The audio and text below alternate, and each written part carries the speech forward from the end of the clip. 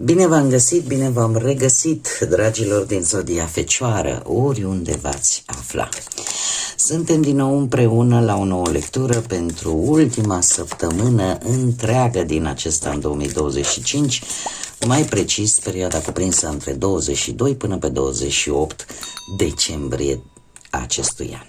Așa că, dragilor, toți cei care aveți soarele, luna, Venus, ascendentul în Zodia Fecioară, această lectură este de asemenea și pentru voi. Ca de fiecare dată, vă rog să luați aminte faptul că este totuși o lectură general colectivă, așa că vă rog să luați decât ceea ce rezonează cu voi. După cum bine vedeți, cei care mă urmăriți de ceva vreme, vocea mea a revenit, mai cu tratamente naturiste de obicei, dar sunt aici, sunt lângă voi și zic să începem această lectură.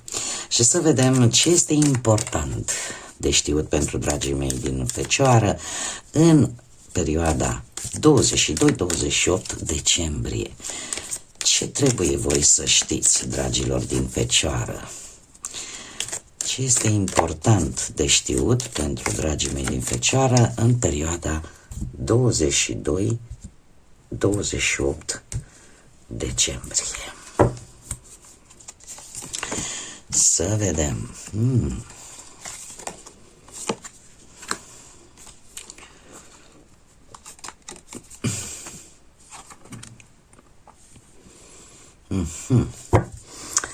Haideți să luăm mai întâi cu cifrele. Avem numărul 15, numărul 6, numărul 2, numărul 34 și numărul 7. Poate rezonează cu unii dintre voi.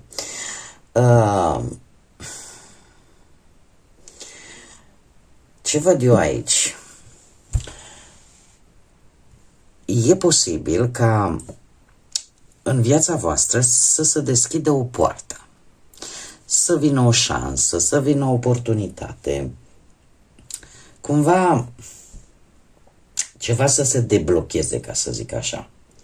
Că e vorba de o activitate în casă sau că vine pur și simplu șansa unei noi etape în viața voastră, care te poate ajuta, poate să câștigi ceva, o anumită resursă sau să te aperi. Dacă vorbim de situații adverse, cert este că îți impui într-un fel sau altul punctul de vedere într-o formă mare. Într-o formă mare care te va ajuta să supraviețuiești sau te va ajuta, ca să spun așa, să treci.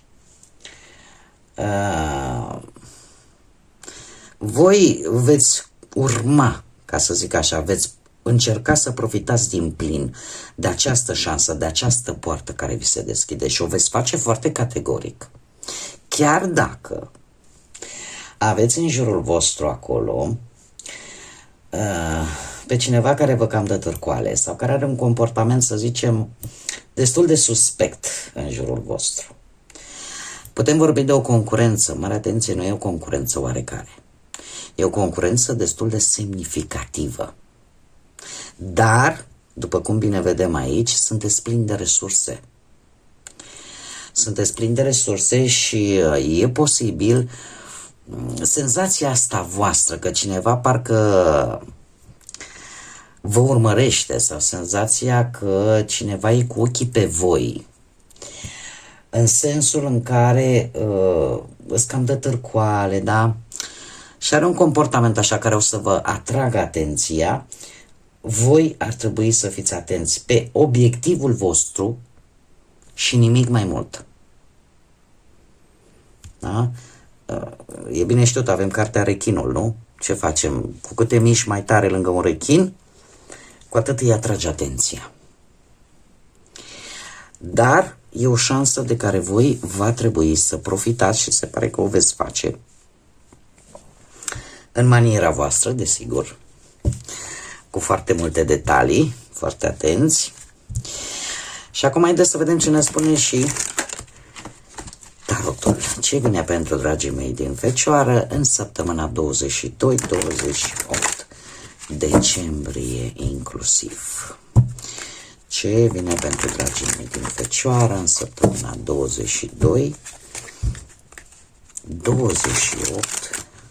decembrie. Să vedem.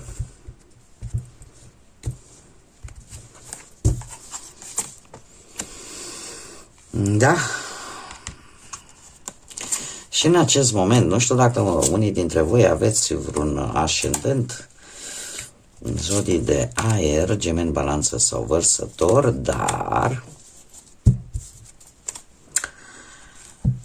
sau sunteți la un anumit început. Foarte interesant. Foarte, foarte interesant. Deci avem 1, 2, 3. Avem 3 paji. În momentul în care, dragilor, se repetă atât de mulți pași care simbolizează pe lângă fiecare cu elementul său, dar simbolizează noi începuturi. Noi începuturi, cum să spun eu, mai ales pe partea asta a comunicării, a acțiunii și a studiului. Foarte interesant. Rar se întâmplă. Situația voastră actuală cu acest paș de spade, ori știți deja că, adică senzația asta că cineva parcă e mereu acolo lângă voi și vă tot adulmecă și este foarte atentă la ce faceți, cum faceți. Ori există deja această senzație, ori pur și simplu voi sunteți mult mai precauți. Chiar dacă poate în jurul vostru sunt persoane destul de obositoare, voi totuși cumva învățați ceva nou prin intermediul dialogului, prin intermediul comunicării. E posibil să fiți atenți așa, să aveți, cum să spun eu, o atenție distributivă, să fiți atenți la mai multe lucruri odată. De ce? Pentru că poate la locul de muncă tot ați avut parte de tot felul de conflicte, adevărat, nu foarte mari, poate ușoare. Sau sunteți la începutul unui nou job, unde vi se par poate, sau chiar vi se cer cam prea multe lucruri. Sau pentru a reuși să obții un anumit post, păi adu și nu știu ce document, păi stai mai adu nu știu ce CV-ul, mai adu nu știu ce dosar, și cumva lucrul ăsta vă cam deranjează. Da? Vă face să fiți un pic agitați. Și ar mai fi de spus faptul că chiar și în viața voastră sentimentală aș spune că pot apărea așa conflicte ușoare, așa că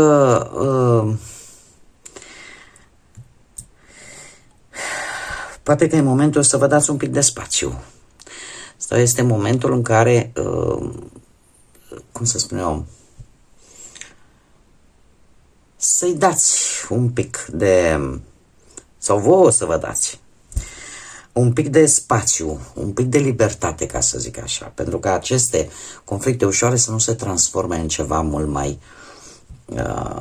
mult mai grav și cu precădere pentru cei care aveți un ascendent în zodiile de aer, Gemeni, Balanță sau Vărsător. Ce nu știți sau ce nu se poate vedea cu acești 7 de monede este că obiectivele voastre și randamentul pe care voi îl veți da pe viitor depind foarte mult de cum cântăriți voi lucrurile. Felul în care voi ziceți, domne, aici mai merită să investesc, că e timp, că e energie, că e bani, că e sentimente. De ce? Pentru că deja puteți să vă formați o anumită idee de unde trebuie să investiți în continuare și unde nu prea se mai merită. Este ceva ce o situație în care voi, într-adevăr, ați investit de-a lungul timpului, că ați investit bani, poate că ați investit timp, energie, muncă sau chiar sentimente care, cumva, cât de curând, vor începe să dea roade. Dar în același moment este esențial ca voi să faceți un bilanț, mai ales că suntem și la sfârșit de an, să faceți un bilanț și să vedeți exact unde aici se mai merită? Să mai fac ceva sau e total inutil? Da, să cântăriți foarte bine aceste lucruri. Dar, într-adevăr, ceva o să dea rezultate în următoarea perioadă. Poate nu neapărat în această săptămână, pentru că este ceva ce încă nu vedeți. În schimb, ce vă interesează pe voi? Sau ce puteți vedea în pași de monede? Acum putem vorbi de o energie tânără, care să aibă legătură cu zodiile de pământ, Taur, Fecioară sau Capricorn, un interes pe care voi îl aveți vis-a-vis de această energie tânără sau, dacă nu e o persoană tânără, chiar adolescentă, aș putea să zic, care poate să fie un copil, copilul vostru, sau poate să fie o altă energie, poate mai tânără decât voi ca și ani. Sau, pur și simplu, să fie cineva care are un comportament, ca să zic așa, juvenil, tineresc. Dar, ce este important, și mai ales voi cei care, pentru că aici am deja 3 ramuri, am cei cu ascendent în zodii de pământ, Taur, Fecioară, Capricorn, chiar voi puteți să fiți, cei cu ascendentul în zodiile de aer, Gemeni, Balanță, Vărsător, și cei cu ascendentul în zodiile de foc, Berbec, Leu, Săgetător. Dar ce este important pentru voi? Este important să acționați. Vreți să obțineți anumite informații necesare. Vreți să vă obțineți anumite studii. Vreți să reușiți în ceea ce voi v-ați propus. De asemenea, acest paș de monede îmi vorbește de un nou început profesional, în care e posibil să trebuiască să îndepliniți mult mai multe cerințe, dar, cum să spun eu, sunteți dispuși oarecum să o faceți. Asta dacă vorbim pe planul carierei. Dacă vorbim pe partea de bani, se pare că va trebui să aveți un pic de răbdare vis-a-vis de o anumită situație financiară sau poate vis-a-vis de faptul că nu sunteți încă plătiți pe măsura muncii voastre. Trebuie să mai aveți un pic de răbdare, pentru că într-un fel sau altul voi veți obține niște recompense. Se pare că în această perioadă nu este tocmai indicat să renunțați voi, benevol, de la voi putere, să renunțați la un anumit job.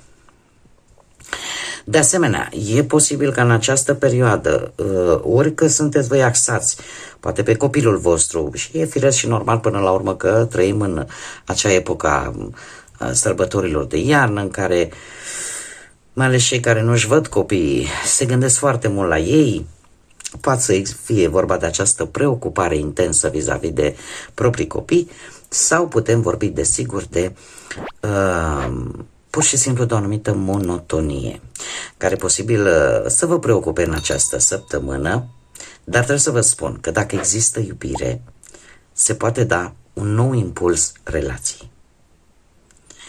De asemenea, cei singuri aș spune că e posibil să întâlnească sau deja să fi pus ochii pe cineva de o vârstă cu voi sau, cum am mai spus, poate mai tânăr un pic ca voi, o energie juvenilă, o energie care totuși este destul de organizată, dar care în acest moment, sau cel puțin în această săptămână, încă nu este implicată emoțional, ca să zic așa. Această energie poate să apară ori la locul de muncă, ori pur și simplu să aibă legătură cu ceva anume, cu ce te preocupi tu în acest moment. Și se pare că ceva pe care tu efectiv ți se va arăta, ți se va spune. Ce ar trebui să știți? Un 4 de cupe.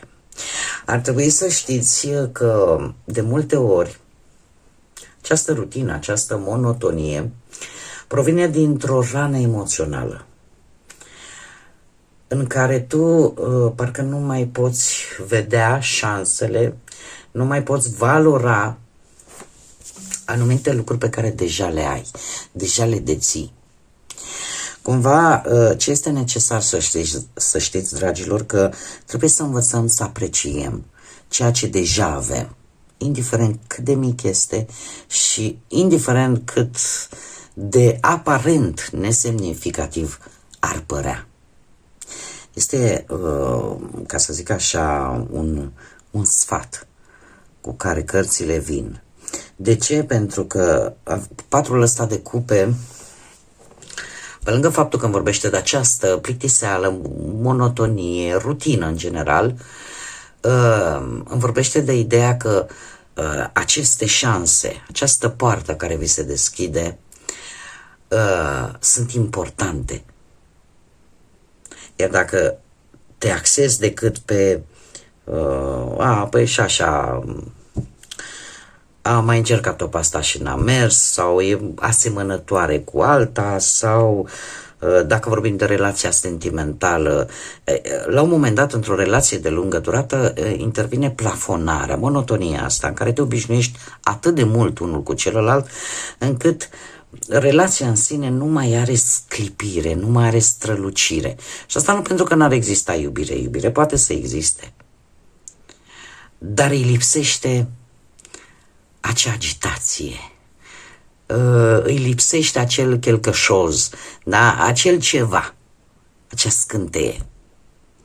Iar asta voi trebuie să știți, mai ales dacă vorbim pe plan sentimental. Se merge pe ideea de a nu gândi că totul este sigur și că relația este perfect ok. Ea trebuie hrănită.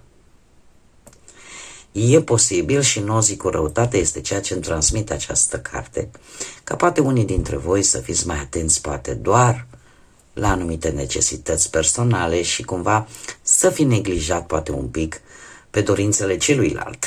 Sau invers, poate să fie și invers. Ce singur ar spune că ce trebuie să știți voi, sunteți într-un moment de gândire tare profundă. De ce? Pentru că vreți să vă eliberați în sfârșit de ceva din trecutul vostru care v-a apăsat.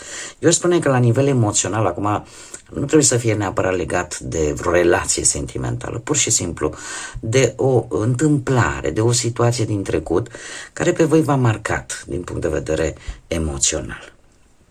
De ce anume ar trebui să țineți cont, dragilor, și avem un paj de monede, de bâte, mă scuzați, zodii de foc, cum am mai spus, berbec, leu, săgetător, care ce ne spune acest paj de bâte?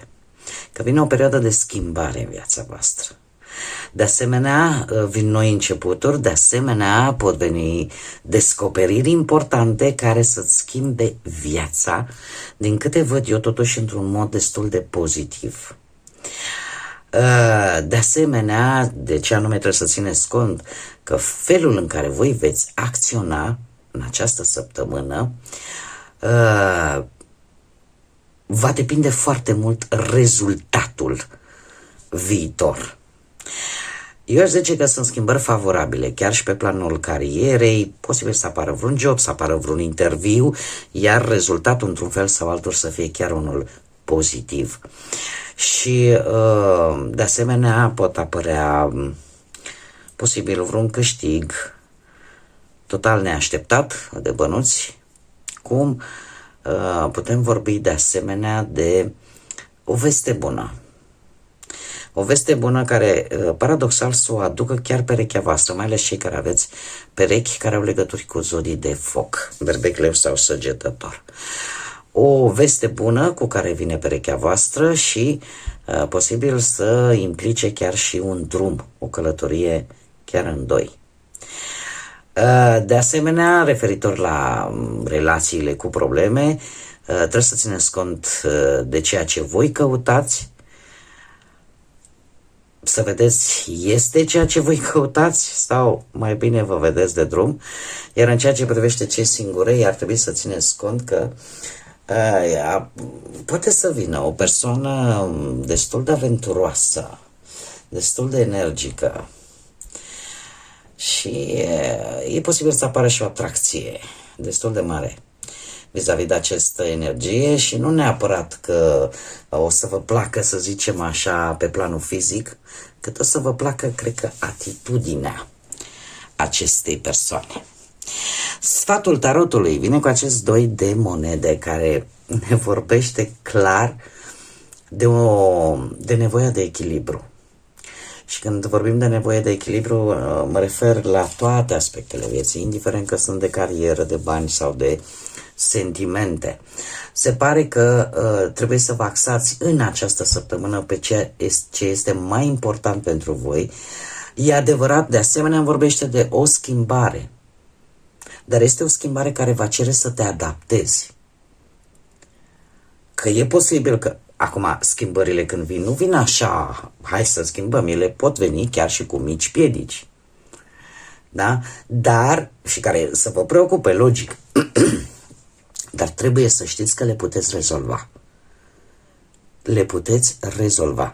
Sfatul important cu care vine această carte și care mie mi se pare esențial este acela de a pune bani deoparte în alte locuri decât cele pe care voi le-ați făcut până acum.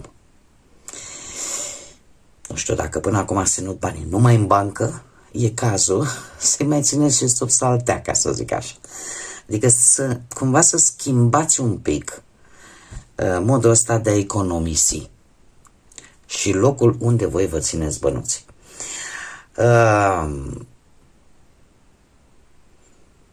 Chiar dacă pe partea asta sentimentală există anumite probleme în a găsi timp, în a găsi energie, în general pentru voi ca și relație, este, eu zic eu, o săptămână în care avem Crăciunul, avem aceste sărbători atât de faine de iarnă și în care ar trebui să profitați din plin și să vă dedicați poate sau să petreceți cât mai mult timp în compania celuilalt.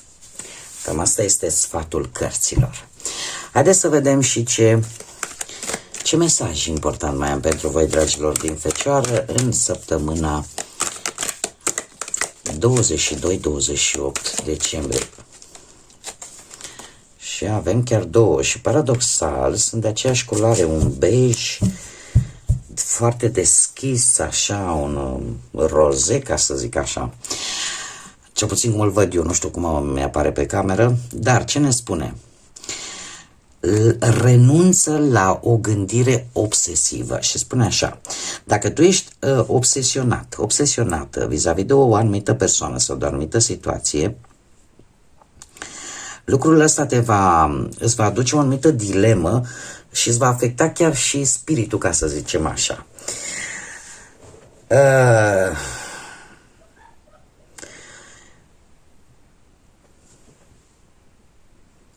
Este un oracol care de multe ori vorbește în șarabe așa.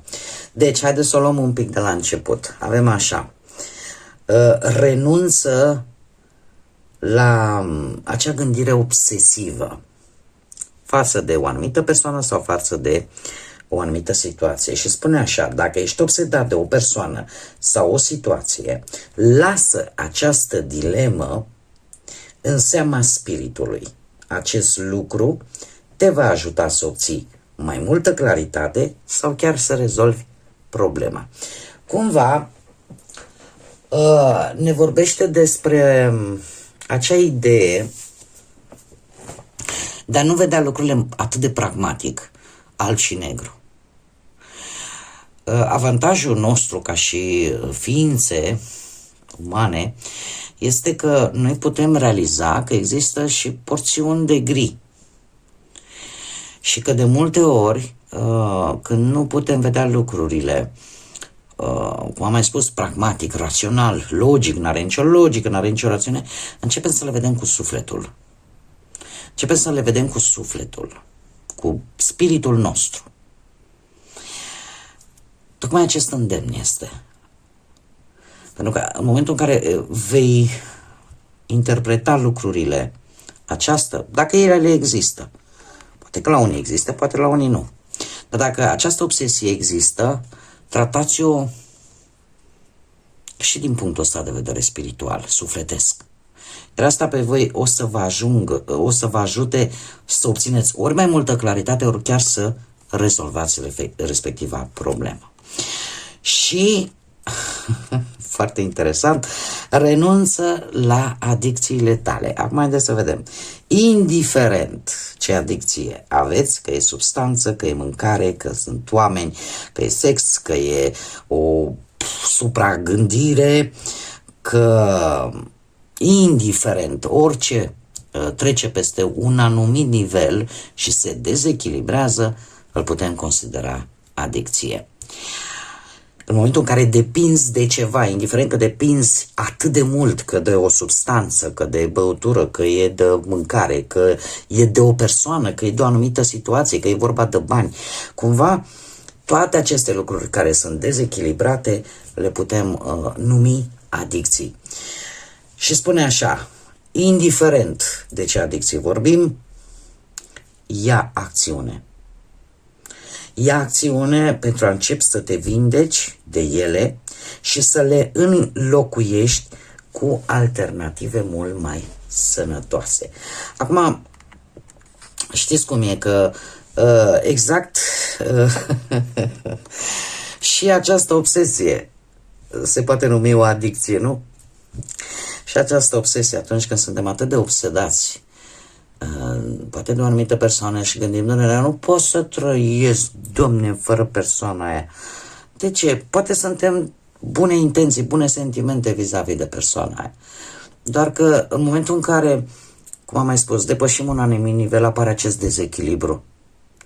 Și e posibil ca persoana respectivă să simtă o sufocare și să avem rezultatul chiar contrar. Bun, dragii mei, cam atât am avut pentru voi, pentru această ultimă săptămână întreagă din acest an, din această lună decembrie și din acest an 2025. Eu vă mulțumesc că ați fost alături de mine, mulțumesc tuturor pentru sugestii, pentru urările de sănătate, de asemenea vă doresc și eu vouă să aveți o săptămână plină, dragilor, de să trăiți, să simțiți magia Crăciunului, să simțiți căldura umană, căldura sufletească a celor dragi vouă, să efectiv să uitați cel puțin pentru, e adevărat, măcar pentru o zi, două, să uitați de greutățile lumii în care ne apasă cu fiecare zi, dar peste care trebuie să trecem. Trebuie să trecem pentru că viața merge înainte, așa cu bune, cu rele merge înainte. Așa că de la mine, Crăciun fericit, Crăciun binecuvântat, să fiți sănătoși și să aveți parte de toată generozitatea, de toată bunătatea pe care și voi la rândul vostru cu siguranță o dați celor din jurul vostru, în această perioadă cel puțin. Așa că până data viitoare când ne vom reîntâlni, tot binele din lume și desigur să fiți iubiți, dragilor.